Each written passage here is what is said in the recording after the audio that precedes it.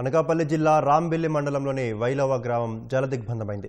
శారదా నది గట్టుకు భారీ గండిపడి ఊరును చుట్టుముట్టింది. రైవాడ జలాశయం నుంచి నీరు విడిచిపెట్టడంతో శారదా నదిలో గంటకు వరద పెరుగుతోంది. ఫలితంగా నది ఉధృతికి గండ్లు పడుతున్నాయి. పంట పొలాలు, రొయ్యల చెరువులు పెద్ద సంఖ్యలో ముంపుకు గురయ్యాయి. ప్రజలు కాలు కదపలేని పరిస్థితిలో ఉన్నారు. బయటకు వెళ్లే దారి లేక డాబాపైకి ఎక్కారు. నేవీ వచ్చిన కాంచి ఇదే ప్రాబ్లం ఫేస్ చేస్తున్నాండి. ప్రతి సంవత్సరం ఇలాగే అటేమో ప్రతిసారి రైతులు పంట పొలాలు వేస్తున్నారు, నష్టపోతున్నాం.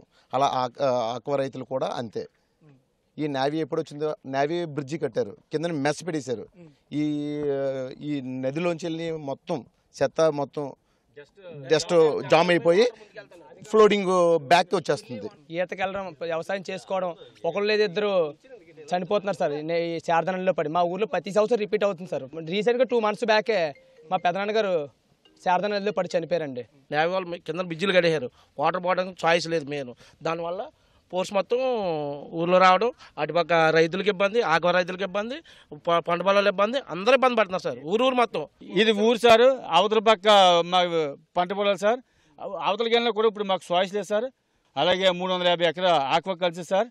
మొత్తం నీళ్ళ మట్టం మొత్తం నేల మట్టం అయిపోయింది సార్. ఆక్వా కల్చర్ కూడా ఒక పంపు కానీ, ఒక మోటార్ కానీ, ఒక రేడియేటర్ కూడా ఏమి లేకుండా నేల మట్టం అయిపోయింది సార్. ఫీడ్ ఎట్టి మనం కూలీలు ఎట్టి మొత్తం రోజుకి 10,000 నుంచి 15,000 వెళ్తుంది సార్. చాలా నష్టం. ఒక 600 ఎకరాల దాకా మొత్తం ఆక్వా రైతులందరూ నష్టపోయాం సార్.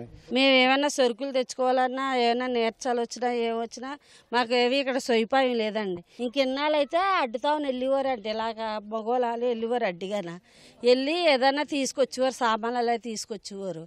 ఇప్పుడు ఇంకా సామానాలు తెచ్చుకొని కూడా మాకు అవకాశం లేదండి. 12 సంవత్సరాల ముందు వచ్చిందండి. వచ్చినా లాగేసేదండి గడ్డ.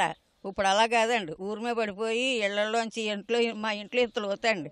ఎలా అవతలకి వెళ్ళడానికి కూడా దారి లేదండి. మా మొగోళ్ళు చూస్తే అవతలు ఉన్నారు, మేము ఆడని చూస్తే ఇళ్ళలో ఉన్నామండి. ఇళ్ళలో కూడా పాములు అవి వచ్చేస్తున్నాయండి. కూలీట్ అన్నీ కూడా పోయింది. ఇవాళకి 2 రాత్రి నుంచి భోజనం కూడా లేదండి. మా పరిస్థితి ఇలాగ ఉన్నదండి. కొండెక్కి వెళ్ళిపోదామన్నా సరే నేవీ వాళ్ళు గోడ కట్టేశారండి. గడ్డ వచ్చేసి ఇళ్లలో ధాన్యాలు అవి తెరిసిపోయాయండి. ఏ పరిస్థితి మాకు ఏమి తెలియదండి. ఇంట్లో పడి ఉన్నాం. అలాగా పాములు జల్లు అలా తోసుకుంటూ కొట్టుకుంటూ ఉంటున్నామండి. నీళ్ళు కూడా తెచ్చుకోవడానికి అవకాశం లేదండి మాకు.